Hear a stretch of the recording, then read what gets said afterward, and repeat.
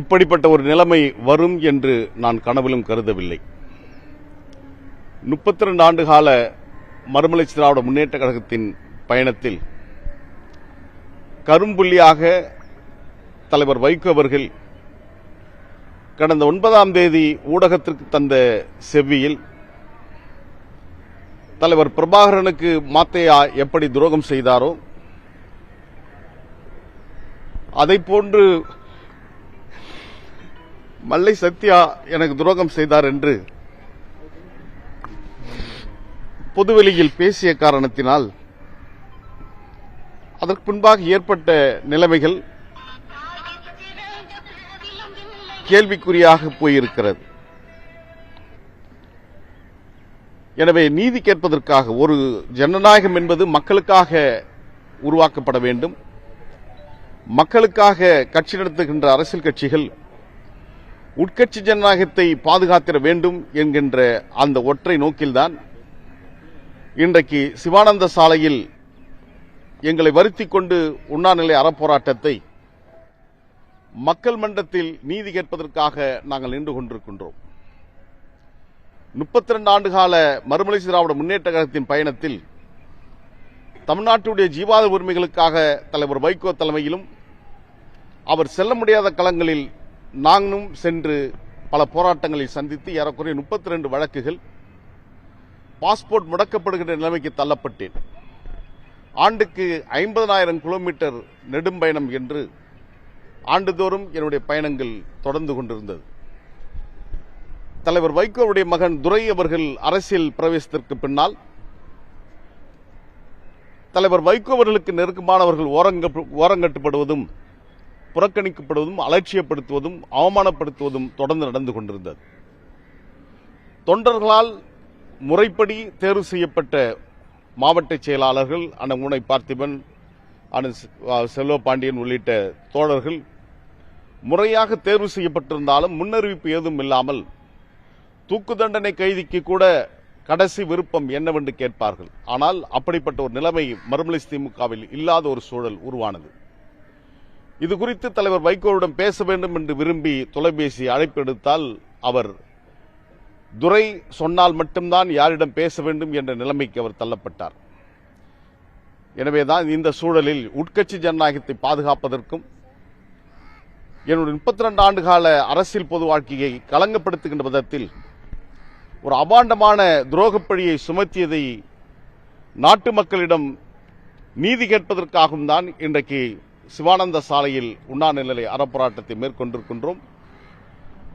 மறுமலர்ச்சி திராவிட முன்னேற்ற கழகம் எந்தெந்த லட்சியங்களுக்கெல்லாம் போராடியதோ அந்த லட்சியங்களை வென்றெடுக்கின்ற களத்தில் நாங்கள் உறுதியாக இருப்போம். துரை அவர்களுக்கு வேண்டுகோள் ஒன்றே ஒன்றுதான். எங்கள் அன்பு தலைவர் வைகோ அவர்களை நாங்கள் உயிராக நேசித்தோம், அவரும் எங்களை உயிராக நேசித்திருக்கிறார். நீங்கள் சொல்வதைப் போன்று அவருடைய கடைசி காலம் என்று நீங்கள் அடிக்கடி சொல்லிக் கொண்டு வந்து அவருடைய ஆயுளை குறைத்துக் கொண்டு வந்தீர்கள். அவரை பாதுகாக்க வேண்டிய கடமை இத்தனை ஆண்டு காலம் நாங்கள் பாதுகாத்திருக்கின்றோம். 3 முறை அவருடைய உயிரை, எங்கள் உயிரை பணயம் வைத்து பாதுகாத்திருக்கிறோம். இனி காக்க வேண்டிய கடமை துரையின் கையில்தான் இருக்கிறது. எனவே தலைவர் வைகோவுடைய நலனை நாங்கள் மிகுந்தும் அக்கறையோடு கவலையோடு நாங்கள் பார்க்கிறோம். தலைவர் வைகோ அவர்கள் இன்னும் நீண்ட நாட்கள் நல்ல ஆரோக்கியத்துடன் இருந்து திராவிட இயக்க லட்சியங்களை வென்றெடுக்க வேண்டிய களத்தில் நிற்க வேண்டும். நேற்றைய தினம் கூட மாண்புமிகு தமிழ்நாடு முதலமைச்சர் அண்ணன் தலைவர் தளபதி அவர்களை சந்தித்துவிட்டு எக்காரணத்தை கொண்டும் பாஜகவுடன் மதவாத சக்தி பாஜகவுடன் கூட்டணி இல்லை என்று அறிவித்திருப்பதை நாங்கள் வரவேற்கிறோம். அதில் உறுதியாக இருக்க வேண்டும். ஏற்கனவே 2001ஆம் ஆண்டு 22 தொகுதிகளில் கையெழுத்து போட்டுவிட்டு வெளியே வந்து நாங்கள் கூட்டணி இல்லை என்று ஓடியதைப் போன்று, அதேபோன்று 2006ஆம் ஆண்டு மாலை திருச்சியில் நடைபெறுகின்ற திராவிட முன்னேற்ற கழகத்தின் மாநாட்டில் பங்கேற்க செல்கிறோம் என்று சொல்லிவிட்டு காலையில் நீங்கள் போயஸ் கார்டன் சென்றதையும் நாடு மறக்கவில்லை. அதுபோன்ற ஒரு நிலைமையை நீங்கள் மேற்கொண்டால் மிச்சம் சச்சம் இருக்கின்ற அந்த நம்பகத்தன்மையும் அடியோடு தகர்க்கப்படும் என்பதையும் இந்த நேரத்தில் நான் பதிவு செய்ய விரும்புகிறேன்.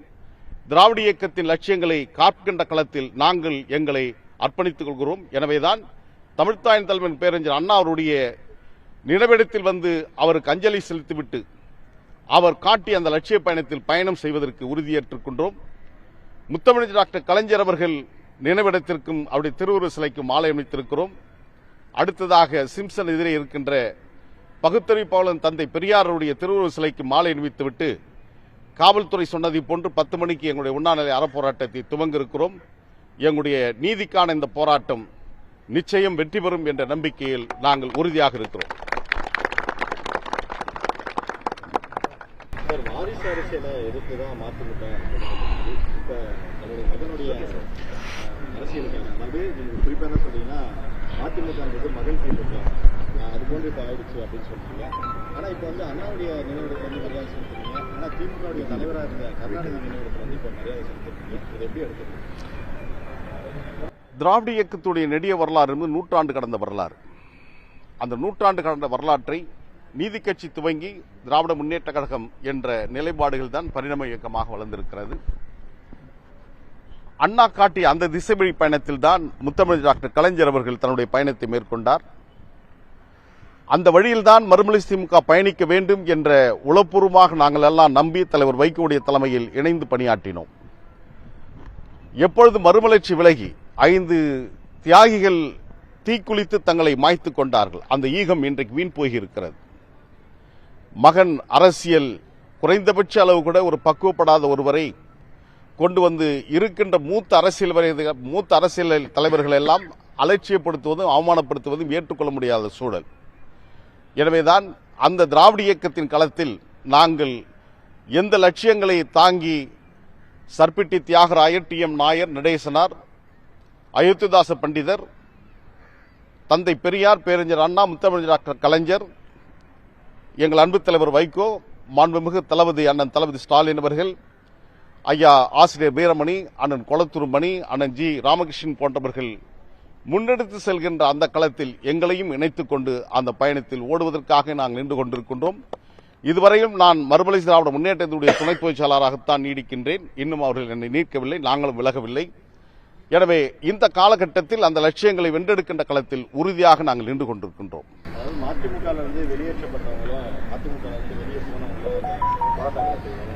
அதே போல வந்து மக்களிடையே நம்ம நீதி கேட்கிறோம். என் மீது என்ன வழி இருக்கு நான் மக்கள்கிட்ட கேட்கலாம் அப்படின்னு சொல்லியிருக்கு. யாரெல்லாம் முக்கியமானவங்க இதில் கலந்துருக்காங்க? வந்திருக்கின்ற எல்லோருமே ஒவ்வொரு மாவட்டங்களிலிருந்து வந்திருக்கின்றார்கள் தான்.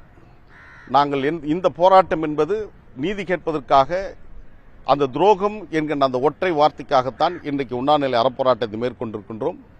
இதற்கு அடுத்த கட்டமாகத்தான் விலகி இருக்கின்ற ஒவ்வொருவரையும் நேரடியாக சந்தித்து அவர்களை இந்த அணியில் அல்லது இந்த போராட்டத்தில் பங்கேற்க நாங்கள் அழைப்பு கொடுக்க இருக்கின்றோம். மறுமலர்ச்சி திமுகவுடைய சட்டத்துறை செயலராக இருந்த மூத்த வழக்கறிஞர் தேவதாஸ் அவர்களை நேற்று முன்தினம் சந்தித்தேன். அதேபோன்று மறுமலர்ச்சி திமுகவுடைய உயர்நிலைக்குழு உறுப்பினராக முன்னாள் முதலமைச்சராக இருந்த ஐயா பக்தவச்சலம் அவர்களை தோற்கடித்து வாகி சூடிய ஐயா ராஜரத்னனுடைய மகன் டி.ஆர். செங்குட்டன் அவர்களை சந்தித்து இந்த நிலைமையை எடுத்து சொல்லியிருக்கிறோம்.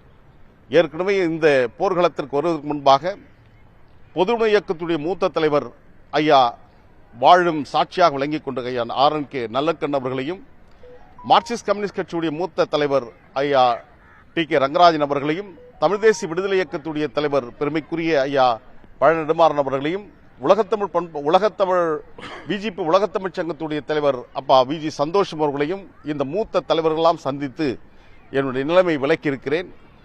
அந்த மூத்த தலைவர்களுடைய வாழ்த்துக்களை பெற்றுதான் நான் இப்பொழுது களத்துக்கு சென்று கொண்டிருக்கின்றேன். அனைவரையும் அரவணைத்து செல்கின்ற அந்த ஜனநாயக பண்பை ஒரு கூட்டு முழுவாக இருந்து எல்லாவற்றையும் ஒழுங்காக நாங்கள் முன்னகர்த்து இருக்கின்றோம். இந்த போராட்ட களத்துக்கு போக இருக்கீங்க,